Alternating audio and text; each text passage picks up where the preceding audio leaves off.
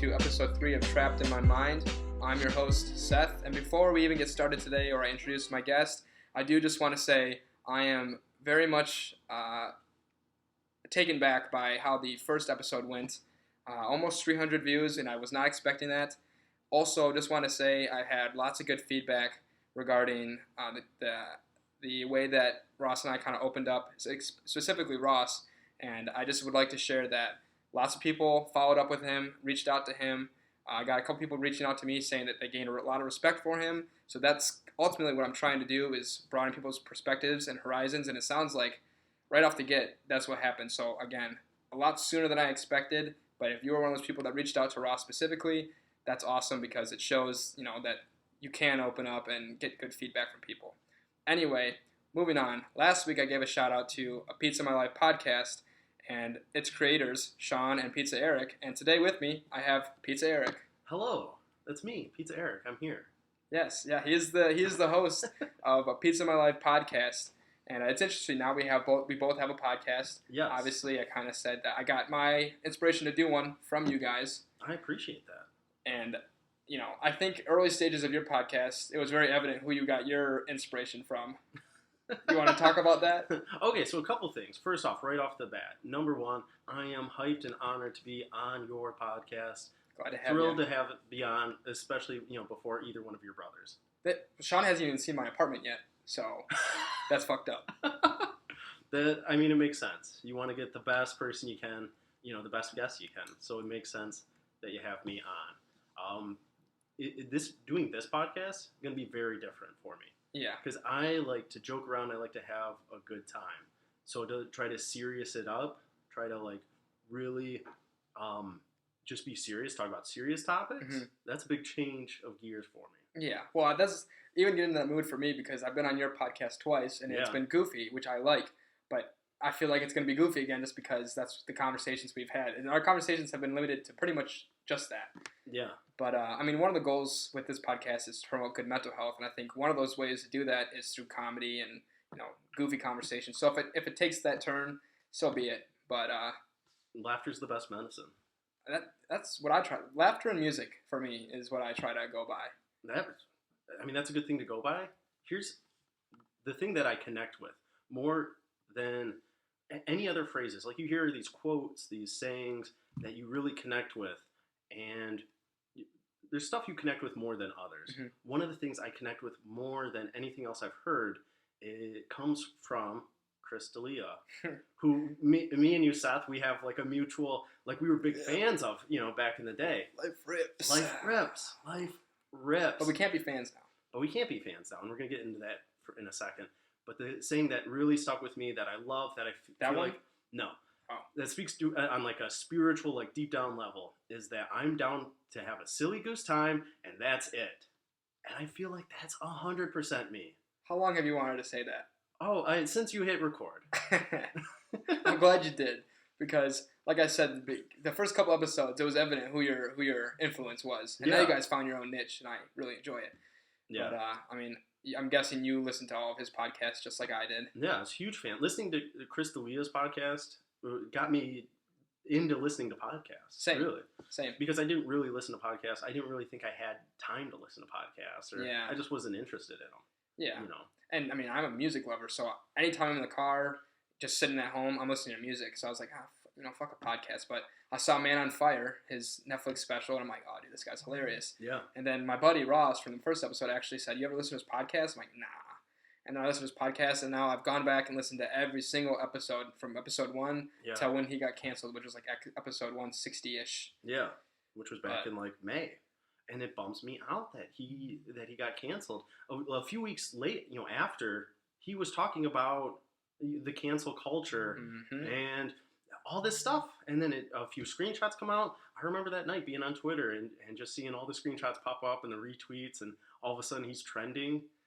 And you look into it and you start messaging with your friends, who like Chris D'Elia, and you're like, you seeing this? What's up? Yeah. So I guess we should probably introduce, for people who don't know, maybe what happened at Chris D'Elia. Yeah. You probably might know better than I do. If you want to give it a shot. All right. So for those who don't know, Chris D'Elia is a comedian. He was doing quite well. I think he's got 2 or 3 Netflix specials. Yeah, 3.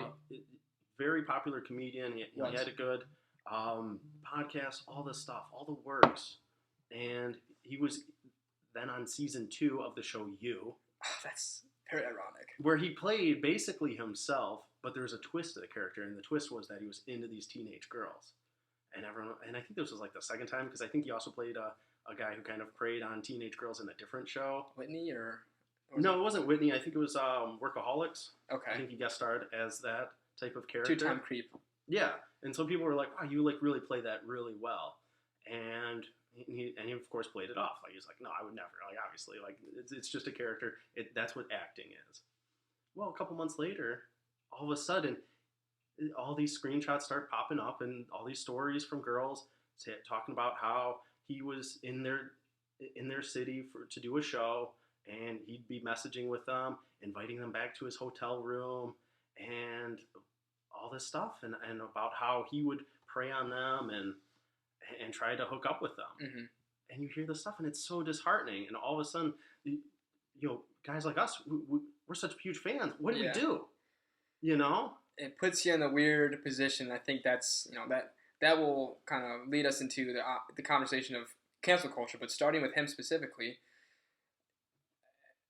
I didn't see anything specifically that to me warranted being canceled, and maybe I didn't see it all, but I did a lot of surveying of the internet, as I would for any of my favorite celebrities that would be getting canceled. And I saw a couple of things of like him reaching, like the only evidence I saw of anything was some screenshots of him messaging somebody on Instagram, or I saw a few emails apparently, and he was asking people to hang out. However, the only one I saw that mentioned age, the girl came back and said she was 17, and not that this is okay, but this isn't legal. He waited a whole year, then responded and said, "What about now?" So he acknowledged the fact she was underage, waited a year, and then tried hanging out with her again, which gives us a little creepy vibes. Yeah. But is that warrant? Like, it is creepy. I mean, especially you think he's at this point he's 40 years old. Yeah, youngest man in the world. See, that's the thing. You go back, you have all these references, all these jokes that you like of his, and all of a sudden you have to take that out of your repertoire, out of your vocabulary. My dating profile, when this happened, no joke. My dating profile, the bio said, "I'm down to have a silly goose time," and that's it. Because I was like, that's me. I literally that night, I was like, I have to change this. Yeah. I can't have this. If anyone knows that comes from Chris D'Elia, all of a sudden that just makes me look bad. Just by association. So now I'm racking my brain trying to think of another phrase that sounds as good as "I'm down for a silly goose time" and that's it, without going into like a creepy territory or in a different direction that like isn't creepy or whatever, So do you think it was okay that he got canceled, or what are your thoughts on that? I guess I never asked. I would have liked to have seen him come out and been like, this is messed up. Like, this isn't, like, I wish he would have, like, fought against it. Because he didn't say shit. It's 7 months later. He hasn't said shit. His whole all the socials have been silent. He went from posting every day, tweeting, Instagram, everything, every single day, and it's been silent, like, ever since. There's no Instagram story of, like, hey, guys, this isn't true. Nothing. Meanwhile, O.J. Simpson, everyone knows he killed at least one person, and his Twitter is verified and has over 1 million followers. So, hey, people, what the fuck? Yeah. But I don't know. And I know it's a touchy subject because, some of the accusations were a little bit more serious. Like, the evidence I saw was more so him just being like a creepy guy saying, "Oh, you're hot, hang out." But all the stuff that was more concerning lacked evidence. It was like, "Oh yeah, one time at a party, he showed himself to me." And it's like, now you're playing this, you're walking this tight line of, okay, is she telling the truth and he really is creepy and gross, or is he guilty until proven innocent and she's making up a story? Because this type of take would get you canceled if you say, "Oh, she could be lying," because you want to believe the victim, and you do want to believe the victim, but at the same time, if someone's coming forward with this kind of story, you can't just say, oh no, that would never happen. See you later. Yeah. You have to take it and say, okay, this, like, I believe you. I have no reason not to believe you. You're coming forward with a story that's probably hard for you to come forward with. Yes. I mean, and then where do you go? And I think it started with the Twitter account She Rates Dogs. Yeah. Which is crazy, but that's like a Twitter account that, you know, people follow and, you know, obviously send in their like screenshots and whatever of like bad experiences they have with guys. When so many people are flooding your DMs with, this is what's happening, this is who this person is, here's the screenshot, here's my story, and it's just flooding in. Like, at a certain point, you have to be like, oh, there must be some truth to this. Don't you? Well, I shouldn't say don't you. Do you think that some people maybe falsify stories just to be a part of something? They see all these people. You know, if you see 1 or 2 or 3 people coming out, then you're like, oh, well, they're going to believe me too. And then you have more and more people coming out saying he's done similar things and it didn't actually happen. I don't know what happened, but the fact that he's been silent for 7 months and hasn't said shit, like, I don't like that. What is he supposed to say? Either, like, just say something. I feel like you're damned if you do and you're damned if you don't. You probably are, but even if he came back and was like, listen, you know, I've made some mistakes. He did have one initial response. Did he? Via TMZ. He said, and I'm paraphrasing because I don't remember. This was what? 6 months ago, 7 months ago? He said, I've made mistakes in my life and I certainly haven't been perfect, but I have never knowingly or mistakenly hooked up with an underage girl or whatever. I don't know exactly what he said, but it was something along those lines. And then since then, hasn't said shit. Yeah. You know, then you start seeing things come out from like Steve Callan and Vaughn and his close friends. Most concerning one was from Whitney Cummings. Yeah. But again, all they said was that he was like a ladies' man, and you know he liked to hang out with women, younger women. And so this, I mean, I'm gonna just say this. It might get me canceled, but here we go. I say this with like good intentions of just exploring the thought. Yeah. So you have people who have weird kinks, right? Yeah. Okay, you have people who are into feet. You have all these different categories of people. Like this is gonna be explicit. This content. Okay, you go on porn, right? You see all these different types of categories. Endless categories, whatever. And one of them is teen, right? Which starts, I would hope, at 18, right? So if that's one that's like advertised. That's right there. That's one of the biggest ones. So if he's into 18-year-olds or young teens, yes, it might be creepy considering his age, but it's not illegal. So why are we treating it as such? If he actually is only hitting up people who are young, but not knowing that they're underage. You know what I mean? Yeah. It's just it's creepy and it's weird, but you basically just ruin this man's livelihood. He got canceled from all of his shows, all of his movies. They recast people. He doesn't have a podcast anymore. I'm sure he won't get any more specials anytime soon. No, everything's done. That's why I'm surprised, even just scrolling through Netflix, to still see him pop up is like, oh, watch Chris D'Elia's special. Same. It's surprising to see. So I mean, I guess where I was going with that is it so wrong to? I mean, we're canceling somebody because they have a weird kink. Yeah. But we advertise that specific kink at the top of every free porn channel. So I don't understand. Like, I feel like cancel culture happens because people just judge everybody as everybody else as if they're perfect. But I would make the argument that everyone I know has already done something that would get them canceled if it was found out today. Yeah.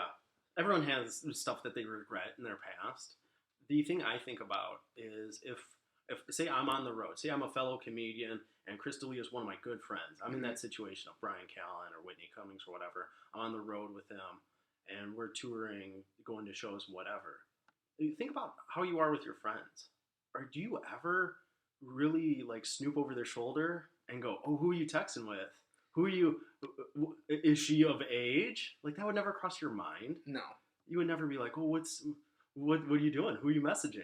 No. Like, that's just like an awkward thing to do. Maybe you do that if you're a teenager and you're with your buddies. Ooh, who are you texting over there? You know, maybe if you're a parent talking to their teenage son. But you don't do that with your friends. So you're saying, point being, that they wouldn't know if he was or if he wasn't? Yeah. So all the people who were like had to come out and be like, oh, I didn't know he was doing this. Of course, he didn't know he was doing this. I mean, also, what are they supposed to say, even if they did know? Yeah. I mean, yeah, of course, even if they did know, they wouldn't come out and say, yeah, I knew. I don't know. I guess I don't really know the point I'm trying to make. I just think it's a damn shame if he has done some of these things that he's accused of, like Yeah. what's it called, grooming Yeah. younger age people. That's fucked up, and I don't know if it's legal or not, but it's definitely gross.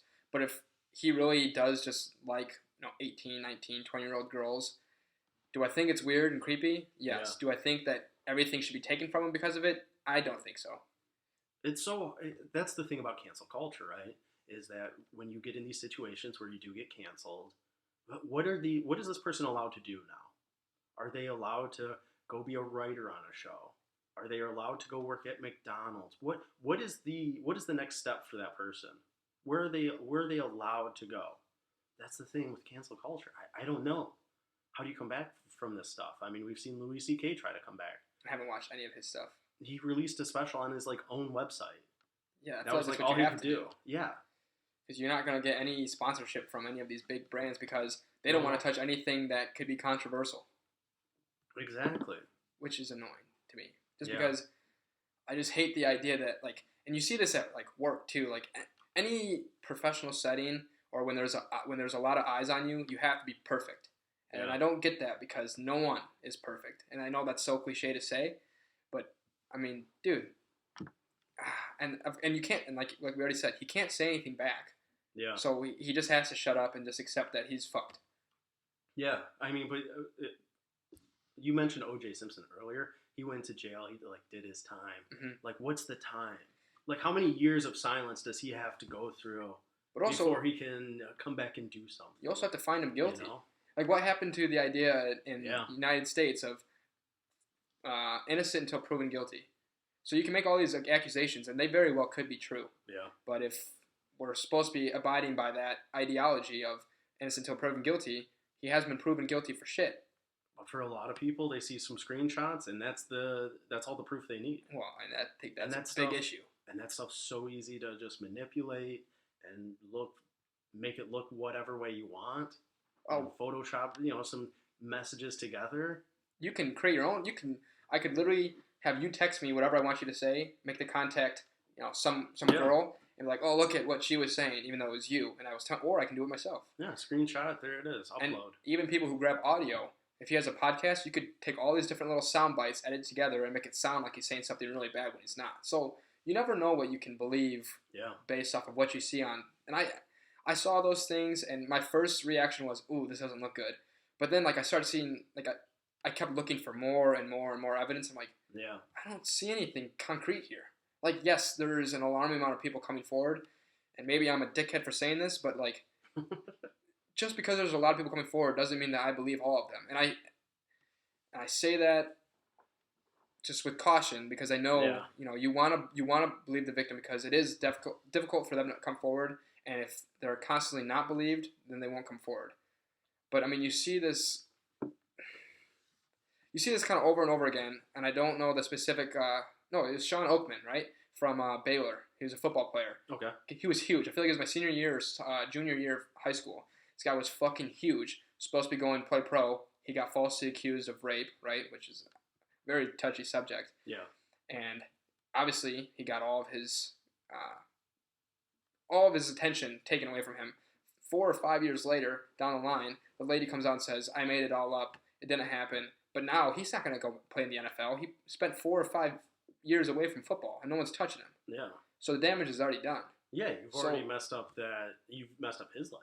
But at the flip side, how many people over the years have gotten off just from some judge or some principal, some officer just saying, well, boys will be boys. It's fucked. And that's why, I know probably what I've said, my opinion seems like don't believe the victim, but it's not. It's a difficult topic because you can ruin, either way, someone's life's ruined.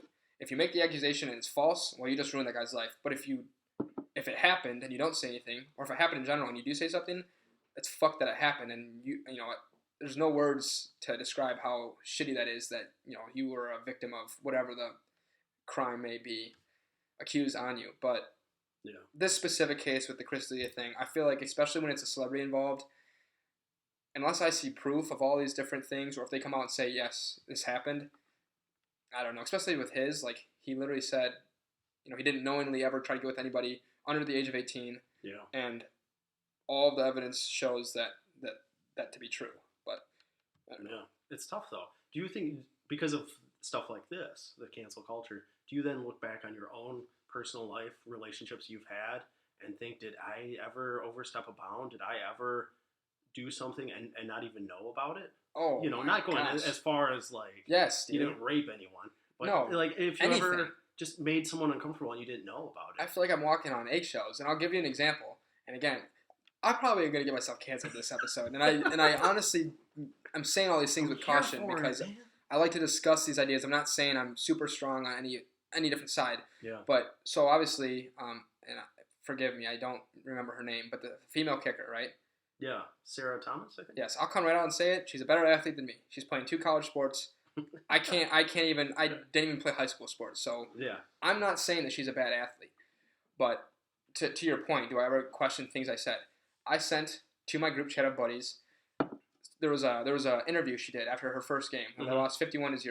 Yeah. Granted, I don't think it was her best kick. I think she's definitely capable of kicking better. But it was a very awkward first kick. Yes. But either way, she made it. So but I'm not taking away from that. That was what was supposed to happen. That's what we wanted. Yes. It was a squib kick. Yes. Just like, all right, but like you're losing the game, like 35-0 at halftime. Like whether you kick it deep or a squib kick doesn't really matter. And so it's an awkward thing to be like, oh, go out there and just try to like kick it and dribble it across the ground. Yes, and I'm not taking anything away from her accomplishment of being there. I think that's awesome. I really do. Yeah. But I feel guilty now because there was a video of her post-game interview, and on the back of to her side it shows a score 51-0, and obviously she's elated because of what she's done, and I think she should be happy about that. Yeah. But I feel like in any sports setting, and I'm not calling her unprofessional, but I was taught that no matter how good your individual performance is, no matter what kind of record you set, you're part of the team. And so she didn't, at least, maybe again, I didn't see the whole clip, but the clip I saw, she didn't even, acknowledge that they got blown out. She goes, I'm just trying to show girls that they can do all these things. I'm super proud. And I think that's all good to say. But if you want to be respected by your team, you have to come back and say, we didn't get the result we wanted. It was 51-0. We can do better. And she didn't. So I just sent it to the group chat and I said, I find it funny how she's super excited but doesn't even mention how poorly her team did. Yeah. And I didn't really get any reaction in the group chat, but I felt guilty just because I was like, "What?" Because everyone on Twitter, if you had a joke about that, you were getting quoted and then just fucking demoralized for making a joke about it. Yeah. And Twitter's a tough place. Yeah, and I get some of the comments under her stuff was like brutal. It was like super super just inappropriate shit, and I don't agree with that. But like, mine was just a joke to my close buddies, and I still felt like dirty for saying it. I don't know why. So yes, I question everything I do. And I don't know that that's the right way to live. No, it's not. But I do. There's multiple things here. I wonder. I look back on whenever I was in hanging out with a girl in high school or something, or if I ever like tried to kiss a girl, like just that moment. It's like shit. Like what if she didn't want me to kiss her? Yeah. Like what if that was like really bad? She didn't like that. Mm-hmm. You think back to those moments, the bad dates you've had. Well, at the same time, because I'll ask a couple of my girl friends this question. Like, do you want a guy to ask you if they can kiss you? Yeah. And 9 out of 10 times, we're like, no. That would instantly ruin the mood if they said, hey, can I kiss you? But if you don't ask, then you don't have consent. So it's like, again, there's so many, like, you're walking a very thin line. Or there's always been that no means yes. Yeah. Like that kind of, like, mindset that I know has, like, obviously, been perpetuated for years and years. Of even if a girl says no, like, hard to get. Yeah, she's just playing hard to get. She just wants you to show that you really want that she's worth your attention and the effort. Yeah. So it makes it all tough to try to figure out like what's right here. Yeah, I mean I definitely understand that because like you said, I've questioned things I've done like is that too bad? Is that whatever? And so before I started dating my girlfriend, when we were first talking, I was like I wouldn't even like make a move. And it got to the point where she didn't think I was even interested. Yeah. And I'm like, dude, I just don't feel comfortable making the first move anymore in today's day and age because even though, we've hung out 7 times now or however it may be, And yeah, How am I supposed every to single know? time she's sitting on your lap, and you're just like, I'm like, this is cool. you just got to tell me. I don't even want to ask because I don't want to be coming too forward. Yeah. But that I know it's cancel culture has made me question everything I do, when I do it, who I said it to. If my group chat between my buddies got out sometime, I'd be canceled. Just because everyone makes jokes when they're with like their close friends, and it's not even like so much you mean those jokes. It just you're just trying to be edgy or just say something cool to impress your friends or whatever. The whole thing with the female kicker making it into college football. The one thing, like, I'm hyped for it, dude. Same. Congratulations, you did it.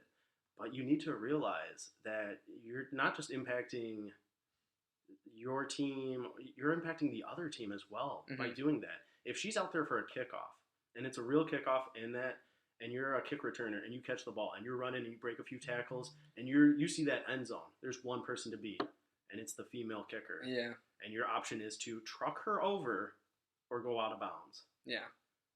Like, is that fair? To be a part of sports? Yeah.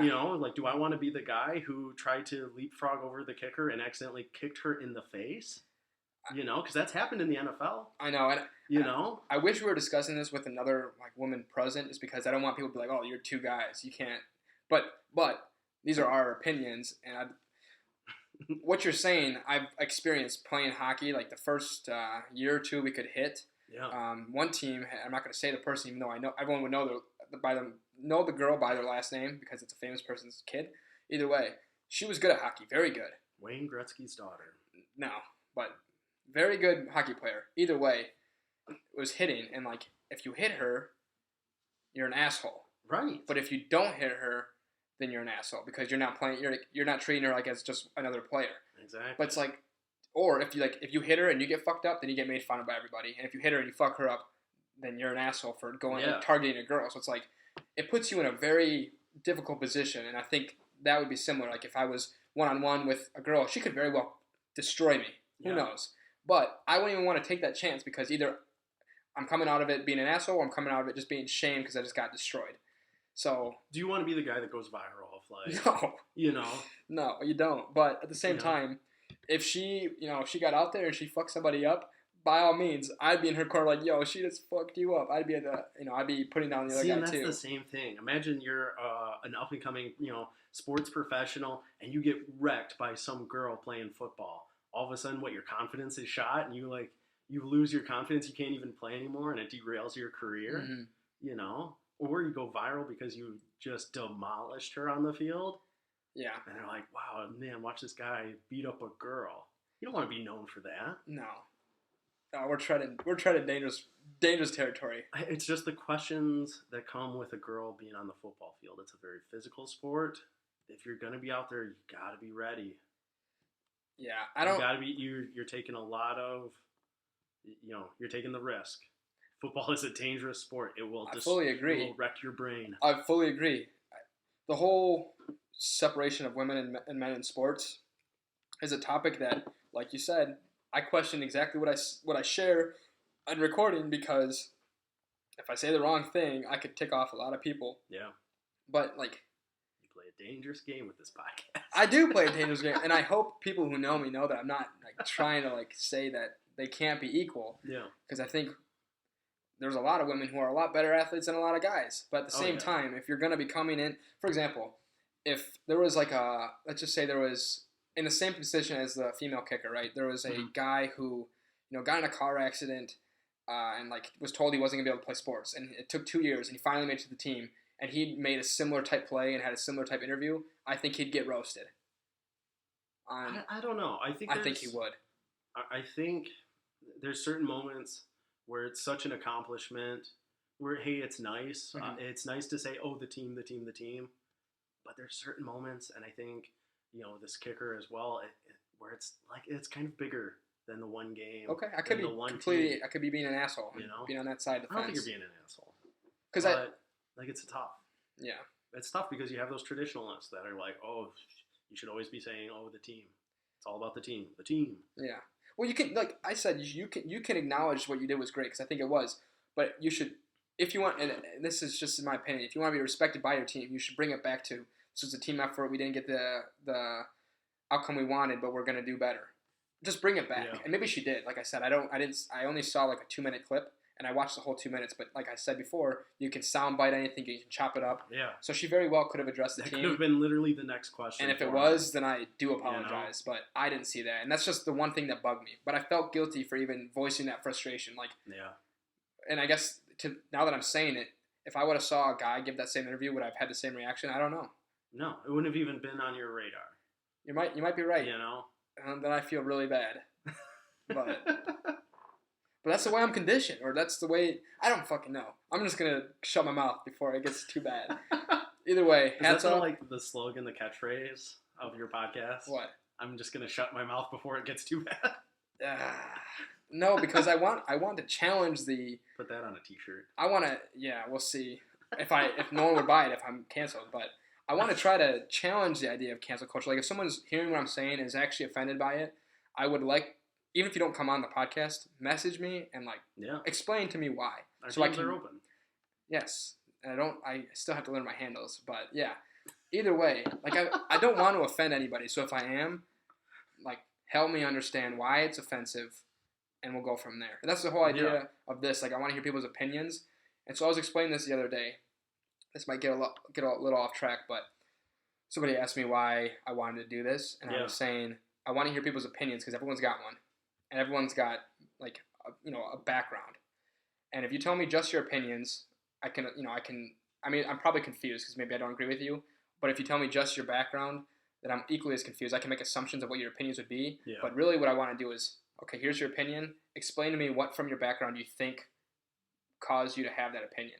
Because I do that with myself now, through conversation with my friends. I'll say my opinion, and somebody will kind of challenge me on that and ask me why that's my opinion, and I'll have to really think, why is that my opinion? Did I regurgitate what somebody else said and just put it back out? You just saw it on Facebook or whatever. Or did something subconsciously condition me to think that way, and by me thinking about it, I can sometimes figure out what conditioned me to think that way. So that's why I want to do this. Yeah. And not that you even asked, but that's what I said. So. No, that's a good thing to say, in the early episodes of your podcast, is what this podcast is about. When you start a podcast, that is a common question, is what's it about? Yeah. People ask me what my podcast is about, I'm just we're just dicking around. Yeah, but that's fun. We're just goofing around, we're talking about silly, stories that we find online, and we talk about them, we make some jokes, and that's it. We never get too serious, we don't talk politics, and we don't talk about the serious stuff. See, I like both. See, that's the thing. I like going to your guys' podcast because I know it's going to be just a good time and I can relax. Yeah. This one's I have to get emotionally prepared for the conversation because, for one, I want to be as candid and open as I can be. Yeah. But I also have to be a little conscious that I'm not either dishing out or airing out anybody else's dirty laundry that might be involved in some of the stories I might tell, or B, not saying something that I can't come back from, even though that's what I'm trying to prevent is cancel culture, but I don't know. But you can still be on here and say something pretty stupid. Oh, I'm sure I already have. But do you think one of these episodes you're going to cry? Dude. Do you think that's in the realm of possibilities? Yes. Episode 7, Seth cries. I don't think I'll name it that just because I am the creator, so I could cut it out, but like I said, if it's raw and it happens, fine. I know there's a couple topics, I sent you, how it works is I'll send people a list of topics and say, is there anything on here that you want to discuss? What do you like? Exactly, and there's a couple. You have a menu. Exactly. Or if there's anything that's not on there you want to add, bring it forward. There are a couple topics on there that, just the idea of it, I could get worked up on. And it was funny, I always, as a kid growing up, maybe it's just because the stereotype of men shouldn't be emotional or whatever. Yeah. Wasn't very emotional, and the person I'll point to is my dad. He'd always tell us, "Oh, we're so proud of you," whatever, and it means a lot. But at the same time, oh, why is this guy so emotional? And every growing day, I'm okay, I'm feeling more emotional and more emotional. And so, yes, I think I very well could cry in here if certain topics come up, just because thinking about those stories that I have that relate to those topics are very serious, and especially if I was sharing that with somebody new. That hasn't heard that story, because a few certain topics, some stories that just come to mind, I've only shared to a few people. So every time I share it, it becomes a thing that's and you go back to those motions, you start thinking, and it all kind of comes back. I get it. Yeah. So to answer your question, yeah, you might see me crying here. That's exciting. I wouldn't name it Seth Cries, but you'd have to stay through the whole episode you put to that find in out. Parentheses, Seth Cries. Yeah. But that'd be a good episode, I bet. Or it would be a tough watch. Like I said, I could edit it out, but we'll see. Anyway, one of the ones I sent you a couple topics, and you brought up Colin Kaepernick. Yeah, I think the Colin Kaepernick story is so fascinating. Still today. It's been like what, 4 years? 4 years, 4.5 years ish. So I think he started kneeling or sitting down for the anthem in 2016. I could be wrong on that, but I think it lined up pretty evenly with the presidential election.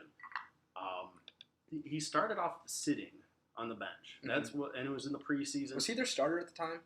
He was battling for the starting position at the time. So I think that's relevant. Which is, a lot of people point to that they say, he was doing something because he was trying to get attention. And they think that was his motivation for sitting during the anthem. But at the same time, it is to get attention in a good way, right? So the thing is, he wasn't the first person to do this. He wasn't like the first athlete who sat during the national anthem. Marshawn Lynch came out and said, "I've been sitting for the anthem for years." So why was his situation? It just took one writer, someone to notice it and write a story, and then that story gains traction. All of a sudden, it's national news, and then all of a sudden, the Kaepernick topic is this huge lightning rod of that then candidate Donald Trump could use to talk to about, with his supporters, with his base, to kind of fire them up of like, oh, look at this bullshit. I want people to stand for the anthem, so people support him, and then it becomes this huge political issue. And Kaepernick was originally sitting on the bench, and when it became a national story, people came to him and were like, that's offensive, that you're sitting for the anthem. That's like really offensive. And he's like, all right, I want to try to find a middle ground here. Like, what can I do that isn't super offensive? And he went and he talked to, teammates and, other players in the league and, former veterans, from the Army. And he's like, I understand it's disrespectful for me to sit down. I understand that. But I want to do some sort of protest during the national anthem. Like, help me find a middle ground. And that's where the kneeling came from. Oh. That's why he started kneeling. And people say, like, well, why didn't he ever come out and say, what he was kneeling for? And it's like, he did. He had a post-game press conference after that game where he explained it all. It was like a 15-minute rant about how he thought there was, police brutality and inequalities going on in the world. And it was fascinating. It was interesting. It was eye-opening for a lot of people. It brought a lot of attention. The protest he did, it worked, essentially, because it got a lot of attention. Yeah. And that's what you want when you protest something. You want it to be inconvenient. You want it to get attention. But unfortunately, there's so many people that came at it at the other side of like, oh, you're just being disrespectful. Like, whatever you're being protesting about, it doesn't matter because you're being so disrespectful to the flag, like, and disrespectful to the military. And so I would say some of the people who are saying that are the ones that, always say, well, you have the freedom of expression, you have the freedom of speech, you have all these things, but when it's, against, or if it conflicts with their beliefs, then it becomes an issue. Yeah. Which I think is fucked up. Yeah, because people want everyone to just shut up and just, do your job. Well, I mean, you can tie this back into the cancel culture. Yeah. And I hate to be redundant, but the idea of America is to be different and diverse, right? You want all these people. What makes us great is all these different ideas. The melting pot of the world. But and this is my opinion, I find that on a lot of different topics, you have to have the majority opinion. Otherwise, you're wrong. You're blacklisted. You're talked badly about. You have to, at least you have to have these beliefs publicly, whether they're your actual beliefs or not, because you can't share how you actually feel. I don't think anything, and the whole kneeling conversation, whether it's disrespectful to the flag, whatever. If it's disrespectful to the flag, in your opinion, you're just gonna have to suck it up. Yeah, it's a weird thing because the idea of it was that he was going to take a knee, because that was still respectful. You take a knee for your fallen soldiers. You take a knee for your fallen teammates. Mm-hmm. It's still showing respect, but he's not standing for the flag. That's the idea behind it. Well, and if it's speaking, if it's for speaking for your representing like your fallen soldiers or brothers. Yeah. If his idea is there's police brutality against a certain race, and he's kneeling for them, then I think it still fits with that line of thinking. I don't know exactly what I haven't followed that super closely, but if what you're saying is what he said, then kneeling I think is a good middle ground. Yeah, like when you actually listen to that story of it, but that gets completely missed because it all just instantly goes to, oh, he was being disrespectful to the flag. It just goes instantly there, and it's a talking point on the news channel or wherever, and it distracts from any of the words he actually said. Well, yeah, everyone runs with their own narrative, but I think it also goes too far in the other direction. So you have people saying on one side it's offensive.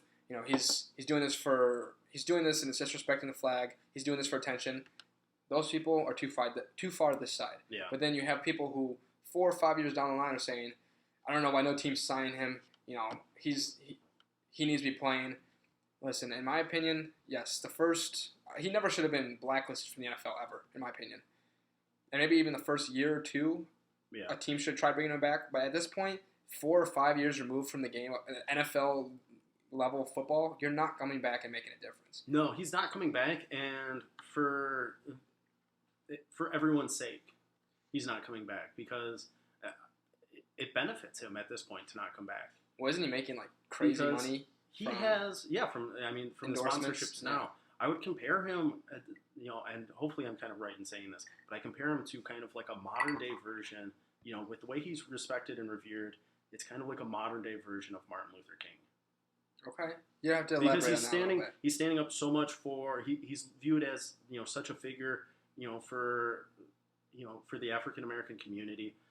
He's standing up for what he thinks is right, and he's willing to go to great lengths to try to make things better for his fellow people. So I think, he's such a social activist. I think that that's a fair comparison. If he comes back to the NFL, even if it was like a year or two later, if he came back and had a bad and just did not play well, he would lose all that. If he came back now and played 2 games and didn't play well, all the haters, everyone who said, oh, he's out of the NFL because he doesn't have the talent to be in the NFL, it would prove all of them right. Yeah, so he'd come back to just be irrelevant. Yeah, everything he has now would be gone. Yeah. So, is he pushing to be back on a team? Are teams interested? Well, hasn't he said recently that he's been working out, he's ready for the call? He says he still wants to play. Do you think that he's saying that and this isn't my opinion per se, but I've heard this kind of narrative of now he's stoking the fire. Now he's saying he wants to play, but he wouldn't actually play if he was given the choice. But he likes to kind of stoke the fire of separatism, between the two, lines of thinking. I think he's saying he puts that out there every now and then of hey guys, I still want to play. He's only 33 years old. He's definitely not too old to be a quarterback in the NFL. But correct me if I'm wrong. You're probably a bigger NFL fan than I am. Yeah, huge. Was he ever that great? He was a really good quarterback. He took the 49ers to the Super Bowl. Wasn't he? Wasn't he the backup that year, and he came out after somebody got injured? He came in for Alex Smith. He became the starter after that. But it was the type of thing where they just didn't go back to Alex Smith after that. Kaepernick destroyed the Packers in a playoff game and had a couple good, really good seasons of being a quarterback. Okay, see, that's news to me. I didn't really watch the NFL that much. Yeah. Until really 3 or 4 years ago. So realistically, for him to not even be in the league as a backup quarterback is surprising. It doesn't really make sense. I don't know if the camera can pick that up or not. I hope that the cat just popped up on a chair. I hope the camera picked it up. We probably missed it, but what a distraction. I know. I don't have anywhere to put them, but it's part of living with cats. But no, so the whole Kaepernick thing. I mean, there's the whole story of he declined contracts, he declined offers, that type of stuff. We won't know. The camera's definitely picking up the cat now. I don't even know what to do. Hey, apologize for anybody that may be viewing this or also listening to this because watch the video. You have to now. I should make a clip of that and put it on Instagram. That's the trailer right there. That's how I'll get all the cat lovers on. Cats or dogs? Which one are you? I'm a dog person. I'm actually allergic to cats. If this was like a 3-hour podcast, I'd be like, I don't know if I can do it. I should have gave you a warning then. No, it's fine. I'm not like.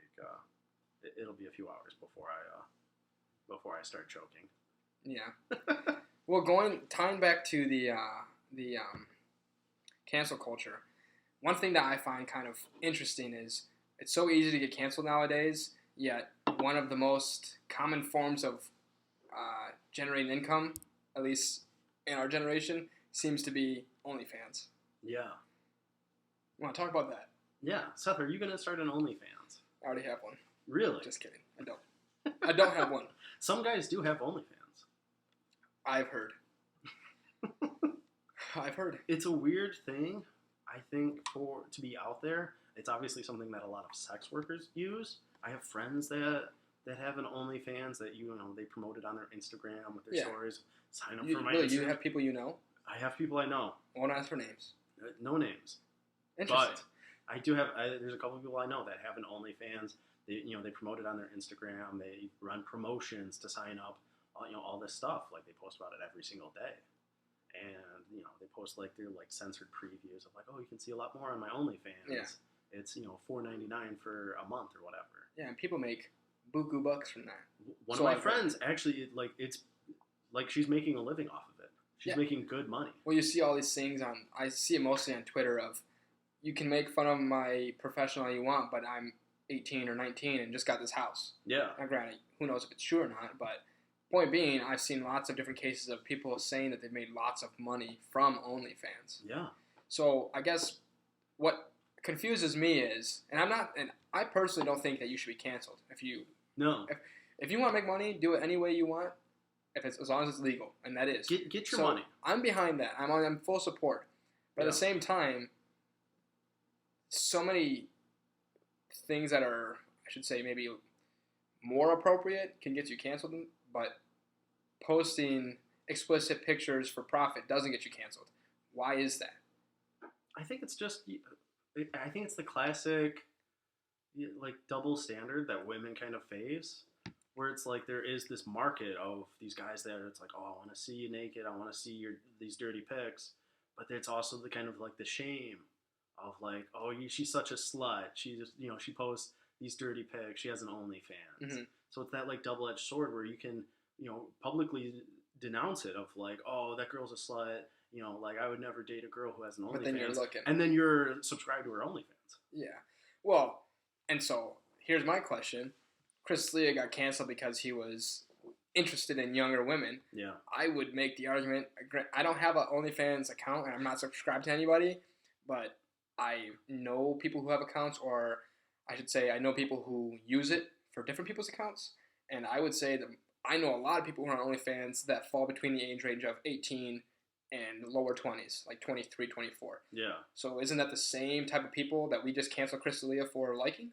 But all of these people are obviously enjoying their pictures and their accounts because these people are making lots of money from it. So that's where I'm kind of confused of, we're canceling somebody for taking a liking to 18 to 24-year-olds. Yeah. But then in the masses, we are taking a liking to 18 to 24-year-olds and we're paying them for it.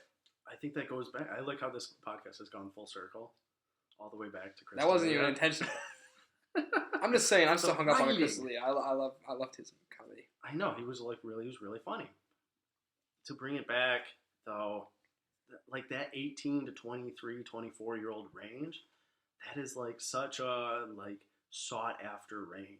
Like you look at Victoria's Secret models, or those supermodels, the girls that they want for Playboy, all that stuff.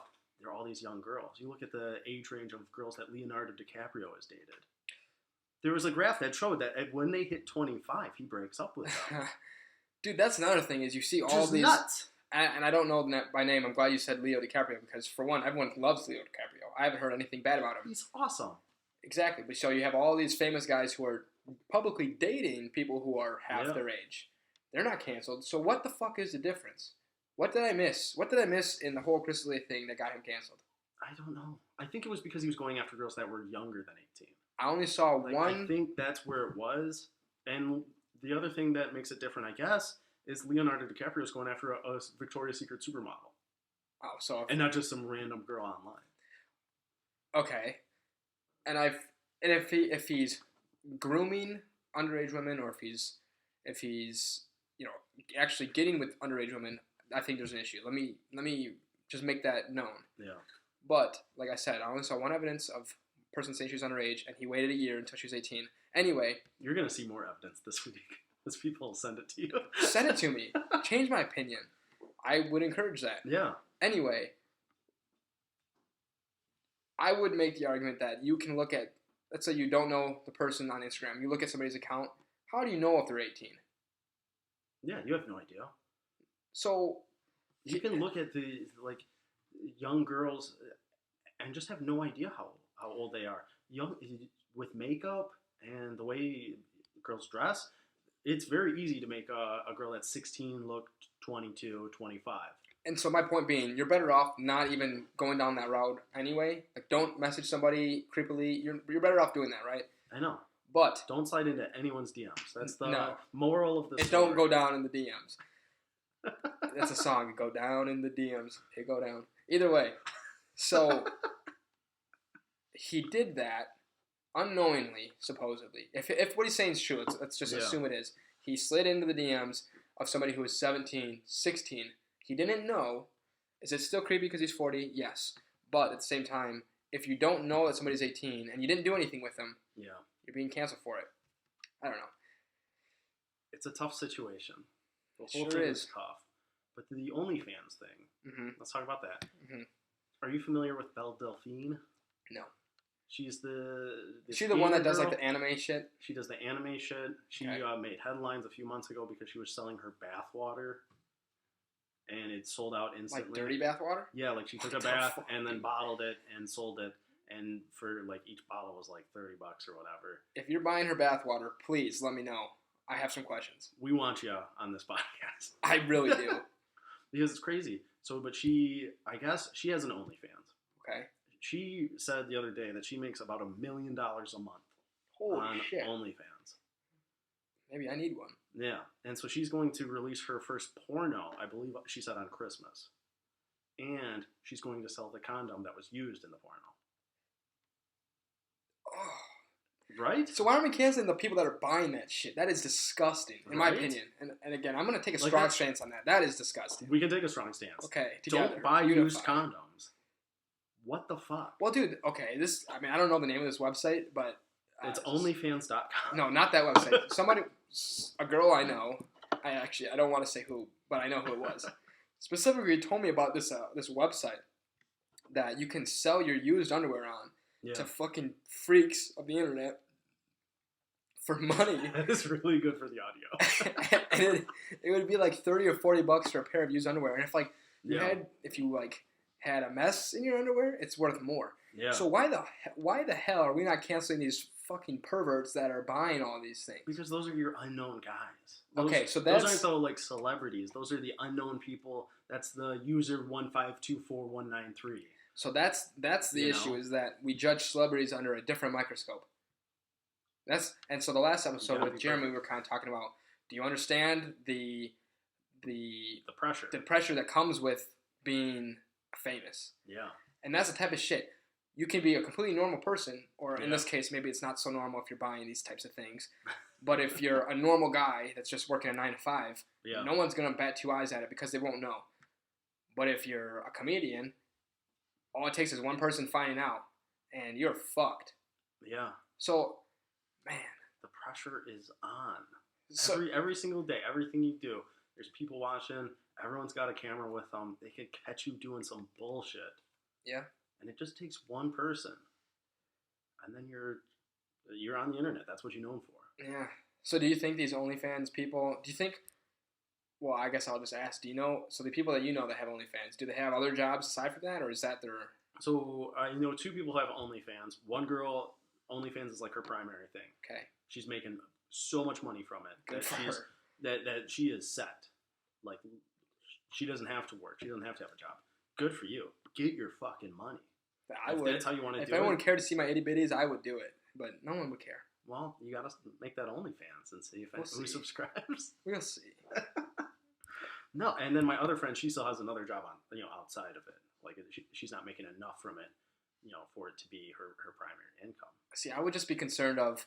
There's a couple things I'd be concerned of if I had one. Yeah. Will work find out if they do? That's gonna be weird. 2, like if I have like siblings, if they find out, or like even anybody in my extended. If Sean finds out that you have an OnlyFans. Sean, don't look up my OnlyFans. You won't like to see what is on there.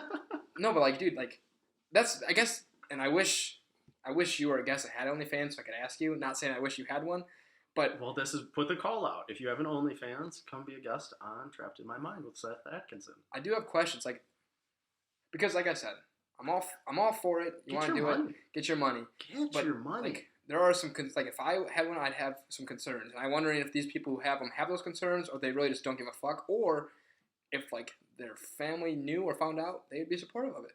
Because that's interesting as well. I don't know. Yeah, and I'm sure it's different for every single case. Whether, the family's cool with it, whether it's impacted relationships. That's another one. Everything. That's another one because, and I could be wrong, but I know OnlyFans, you have pictures, right? You have videos. Sometimes you can have a full video. It's not like a full. Yeah, you can have full video. You can have session. Right? You can send a message to people, and then they have to pay to unlock it. That's one of the things. I think it was one of the like a private message. Like if you want something specific. Yeah, like she sends you a message, and you have to pay like $5 to see the message. Okay, see, and maybe this comes from where I'm a control freak, but like if I'm gonna get myself fucking canceled. If my girlfriend was doing that, maybe it's just because out of jealousy or something. I'd be like, I wouldn't want, like, because my buddies could potentially be paying to see my girlfriend. You know what I mean? So any guy that can do that, hats off to you. You're a better man than me, but I feel like I would just be. I don't think I could handle it. Yeah, what is this? Would that be jealousy? I don't know if it's jealousy, but it's just, or maybe it's like being insecure. Could be that. I don't think it's that. Maybe it's being controlling. That's what I feel like. Like, you should be able to do whatever you want, but at the same time, like. But if we're in a relationship, like, I don't want you to have an OnlyFans where you're, masturbating for some guy for $40. Cool. Like, hey, I'm hyped. Cool. We have $40 more to go eat dinner, but like. See, that's where I don't know. I'm not thrilled about that. How you got it. That's where I don't know where I draw the line, because like if like my girlfriend posts like a bikini pic online, I don't give a shit at all. Yeah, go for it. In fact, I'll hype you up. Looks good. Yeah. Or at the same time, like fire emojis, 100. If you want to sell your socks or your underwear online, do I think it's weird? Yeah, but I know people who sell feet pics, right? They get like $50 to $100 for a foot pic. Yeah. By all means, do that. If you got that set up, bag up those dirty socks and ship them out. So I'm okay with both of those, but like I feel like OnlyFans for me as a boyfriend would be crossing the line. Yeah. I don't know why. I mean, I'm trying to figure out why. You mentioned it earlier, man. If you have your buddy looking at your girlfriend's OnlyFans, like that just doesn't sit right with me. Yeah. I don't want you seeing her itty bitties. Neither does my cat. You can hear him on the audio. I hope that came through. Yeah. The cat's getting vocal. Anyway, I think if there's anyone out there who's listening who has an OnlyFans or subscribes to OnlyFans, message me at TIMM Podcast on Instagram, because I have some questions. Yeah. And I mean it with a good intention. Come be a guest. Explain, Seth, how it works. I think there's a lot of people who would like to know, because I think anytime you introduce a topic of sexuality, people are drawn to it, no matter what the conversation be. I could be wrong. So you've heard the Call Her Daddy podcast, right? I've heard of it. I've never listened to it. Okay. I listened to like 10 seconds and I was like, this girl's voice is annoying. So one of the things on there is, though, the host, Alex, is very explicit with how, like, who she's dating, how it's going, some very personal stories. Details and all. Yeah, like details people like, like from that. the bedroom. And, I mean, it's a top 10 podcast in the world. People are eating it up. So I was talking to, one of my friends, and she was telling me, like, how would you feel if, like, we were kind of dating and she had a podcast where she's going on and she has a code name for you, like, Kid Cudi guy, what if he, and she's telling stories of, like, how your date went how things went. And then she goes on a few minutes later and tells a story about how the date she had the next night went. Like, could you handle that? Like, I don't think I could. If you were seeing a girl and then but it wasn't like you weren't like official, like, but we together. we were in the but you were beginning like, stages. Yeah, you were trying to get to that direction. I'm following. But she's also seeing someone else. Yeah. And then she's talking about him on the podcast, and she's going back and forth between the two of you every week. It's a whole different thing. Well, I don't know. Maybe I'm just not understanding the question, but I will say, if I'm like in the early stages of talking to somebody, I can be mindful that you might be, talking to other people at the same time since it's not official. Yeah. But I don't want to hear about it. Yeah. And if I hear about it, then that would be the answer to me, like, oh, this isn't serious. Yeah. Because why would you ever tell somebody, about somebody else you're talking to if you're also kind of talking to them? Yeah. But I have one more question just on the OnlyFans thing, just because I've heard different things. But yeah. So I should make it clear. I don't have an OnlyFans myself, and I don't subscribe to anyone on OnlyFans. I have friends. That's how I know about it. It's because I have friends who have posted extensively about how it works and everything. Yeah, I don't have one either, and I don't have an account as a subscriber or as a creator. Yeah, you're making it very tough for people to find your account, so that's good. You don't want it out there. You can look for it. If there's one out there, then it's not me. It's somebody pretending to be me. Yeah. For some unknown reason. Anyway, so you put so let's just say you have an account, right? You put your nudes out there for anybody who pays to see them. What happens if somebody who pays to see it shares it with a friend? And so now instead of paying $5 for it, really they split it $2.50. Yeah. Because I think you can take screenshots. I don't know if it probably has the same kind of Snapchat feature. Notification. Where it alerts them like so-and-so took a screenshot. Yeah. So then, she can cut you off or block you on OnlyFans or whatever. But so I've seen the argument of, okay, if you're doing that, you're basically stealing from the creator, right? Like you're spreading their property, right? Their pictures. Yeah. Without their consent. But at the same time, I've heard the other side of, if you put it out there on the internet, it's at the internet's discretion because anything can be screenshotted, screen recorded, talked about, even if I don't screenshot it and just show you. Yeah. It can get out there. Yeah. So I guess my question is, should that be treated at a different level than anything else on the internet? Like if one person pays for it, like for example, Netflix, they used to be the idea was everybody gets their own account, but now you can share 4 or 5 different accounts. I think they've tightened it up in recent years, but in the early days, it was really pretty loosey-goosey with how many people could log in with your account. Oh, I think it's at least 4 right now. Either way. I think so, yeah. 4 is probably... So OnlyFans, isn't it just 1? Yeah, like everyone... It's like the same as like any other social network. But you have your account and... Do you think that people who create content have the right to get mad if people share it? Oh, yeah. Why? Because it's the same thing with any other art, Like if I put something together and I create it and I post it somewhere, like when someone takes it and then posts it and like crops my name out or something, and you see it all the time with like viral tweets or something, people will screenshot it, crop it down so that you miss the person who tweeted it, and then it's just what they tweeted, and it's a funny tweet. But at the same time, it's like that's that kind of thing. You get irritated about it. Oh, for sure. You're like, I want credit for it, and I want to be properly compensated, whether that's likes, retweets, dollars, cents, whatever. I definitely want to be compensated. I definitely agree with that. I think you have every right to be upset about it, but at the same time, don't you think part of putting anything on the internet means that it can be manipulated, taken? Yeah. Especially I guess I don't know. I've never put anything on OnlyFans, but is there something that says do you have to sign to be a subscriber or to be a creator? Do you have to sign some type of agreement that says no one will be taking this content? I don't think so. I don't think so. It's just one of those, it's the same thing with, and I got in trouble with this on Twitter. Oh boy. Is people were talking about dances and about how this one girl, she was African American, she did the renegade dance. Oh yeah, she didn't get credit for it. And then a bunch of white girls stole her dance. Yeah. And she wasn't getting credit for it. I went on Twitter and I responded to my buddy who like tweeted some bullshit, and I thought it was just gonna be like between me and my buddy. Nothing is. And I wasn't like nothing too inflammatory, too crazy. I was just like, hey, look, it's a dance.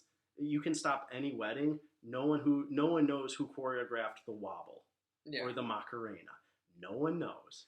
So like people just don't get credited for dances. That was my point. Yeah. And I sent it to my buddy and I was like, shut up. Like it's just people steal stuff. That's the way it is. Yeah. You know, that's the deal. You know? And I got a lot of hate for that. Well, that's my point. And so, and for that specific example, the first girl might have made the dance, but it's the second girl's following that made the dance go viral. Yeah. So if the first girl who made the dance had the following and the support that the second girl did, then it would have gone viral, but it didn't. So yes, she should get some credit for making the dance, but it's ultimately what the work that the other person did to build up that following that made the dance go viral. So I see it both ways. I see it too. The issue I have with it is because that girl who originally made the dance messaged the girl who like made it popular. Yeah. And was like, hey, can you give me credit for it? And she said no. That's where the girl was like, no. That girl's a bitch then. That girl's a bitch. Like that's shitty. That's shitty like teenage shit. I think you don't owe it. But if I go on TikTok and I do the Macarena, I'm not tagging the person who created the Macarena. Yeah. Like I'm just not. Like you can't like there has to be a certain amount of hey, like anyone can do this. Yeah. Well, I agree. But without being like, oh, I stole it. With that line of thinking of you said, it's a dance, anybody can take it, then OnlyFans, anybody can take it. But you're on the other side of the fence. I know. It's the whole thing is just there's a ton of gray area. It's tough. Any art you put out online, it can be stolen and it sucks. Hopefully you get properly credited for it. Well, if someone takes my podcast and renames it, A Pizza the Life, then, and just, re-uploads my episodes, then that just sucks. Yeah, but that's basically just more views for you. Is it? Because then it's like they have like a whole different account and it's blowing up. And well, if they blow up. Hopefully people, but it's your face that's blowing up.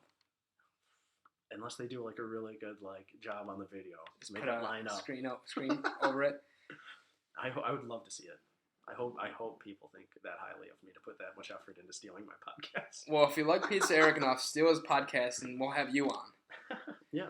Eric, it's been a pleasure. Thank you. I got too close to the mic. Before anybody goes, I like to ask my guests, similar to what you do at your end of the segment, is ask people to promote something. I like to ask people to promote a mental health tip. My brother and his fiancée created the idea of Timbit. Yeah, I love the name. A bit of where we talk about, different mental health tips from our guests. So I'll turn it over to you. Do you have anything that you do that helps you accomplish good mental health, or just helps you maintain happiness? Yeah, I try to. The main thing that I try to do is I just try to enjoy the day I'm in as much as possible. Like I don't worry too much about tomorrow. I just focus on today and making the most out of today. One of the things that I read that always stuck with me, that really made that was almost eye-opening to me, was picture that you're 10 years older. Seth, how old are you? 24. 24. Picture that you're 34, okay? Oh boy. When you wake up tomorrow morning, look at your body and go, holy shit, I'm 24 again. Imagine you wake up and you are 10 years younger and you have the opportunity to relive the next 10 years. Mm-hmm. So imagine you're 34 and you're not happy with life. Mm-hmm. And you made a wish. I wish I was 10 years younger. Boom. Here you are today. What would you change? What do you want to do? Where do you want your life to go? So that you don't look back with regrets. So you're taking one day at a time so that way you don't have... Yeah. Okay. I mean, just take it one day at a time. Take a deep breath. We're all struggling. That's important. We're all trying to just make it through. But yeah, that really hit me hard. Of imagine you're 10 years older and you just got a wish come true to be 10 years younger. Yeah, and I mean, you are today. Even at 14, I feel like there's definitely some shit I've learned a lot in the last 10 years that I've been on Earth, that I would definitely use my knowledge now to change how things would have gone. But at the same time, if I wouldn't have gone through those things, I wouldn't have learned a lot from those things, because I think you learn a lot from things you go through.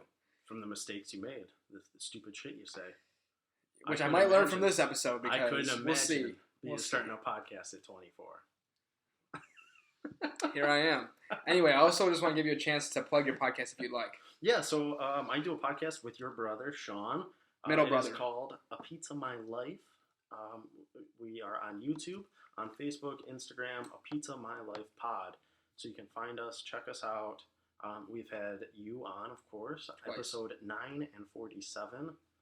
So That was it. if you like Seth, maybe check out one of Seth's episodes. And if you're a Pizza My Life listener that's listening to this podcast, come on. I don't care if I don't know you. I'd like you to come on. Yeah. But check out their podcast. It is a silly goose time, and it's fun. It's a different change of pace. But again, like I said, I think comedy and silliness helps with mental health. So Go check it out. Anyway, guys, thank you for listening. Like and subscribe. If you want to be a guest on this show, send me an email at timpod@gmail.com or send me a message on Instagram at timpodcast, TIMM podcast. 2 M's. Or if you're listening to this, you probably know where to find me. Anyway, until next time, thanks, guys.